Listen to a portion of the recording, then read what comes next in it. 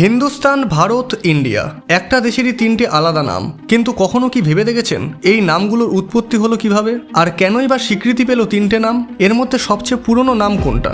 আজকের ভিডিওতে আমরা খুব সহজভাবে জানবো এই তিনটে নামের জন্ম বৃত্তান্ত। প্রথমে আসি ইন্ডিয়া নামটার কথায়। ইন্ডিয়া শব্দটা এসেছে গ্রিক শব্দ ইন্ডাস থেকে। প্রাচীনকালে সিন্ধু নামের এক নদ ছিল, আর তার চারিপাশে ঘিরে ছিল আরও 6টা নদী। এদেরকে একত্রে বলা হতো সপ্ত সিন্ধু। খ্রিস্টপূর্ব 6ষ্ঠ শতকে পারস্যর লোকেরা স উচ্চারণ করতে পারত না, তাই তারা সিন্ধুকে বলতো হিন্দু। তারপর গ্রিকরা যখন এই অঞ্চলে আসে, তারা হিন্দু শব্দটাকে বদলে বলতো ইন্ডাস বা ইন্ডিয়া, কারণ তাদের ভাষায় আবার হয়ের কোনো ব্যবহার ছিল না।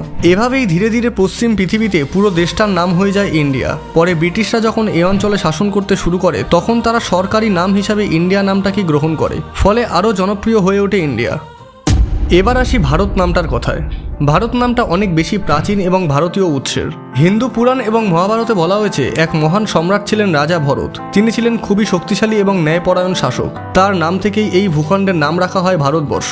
এছাড়াও প্রচুর প্রাচীন সংস্কৃত গ্রন্থেও ভারতবর্ষের নামটি পাওয়া যায়। এই কারণেই অনেক ঐতিহাসিকরা মনে করে ভারত নামটা ইন্ডিয়ার চেয়েও অনেক বেশি পুরনো এবং এটি এই দেশের অনেক নিজস্ব ঐতিহ্যের সঙ্গে বেশি সংযুক্ত। এবার প্রশ্ন হচ্ছে, তাহলে হিন্দুস্তান নামটা এলো কোথা থেকে? হিন্দুস্তান শব্দটা আসলে সিন্ধু নদী থেকেই এসেছে। পারস্যের মানুষেরা আবার হিন্দু বলে আখ্যায়িত করতে শুরু করে সপ্ত সিন্ধুর এলাকার বাসিন্দাদের। আর স্থান শব্দের মানে হচ্ছে ভূমি বা দেশ, তাই হিন্দুস্তানের মানে দাঁড়ায় হিন্দুদের দেশ বা সিন্ধু মানুষের দেশ।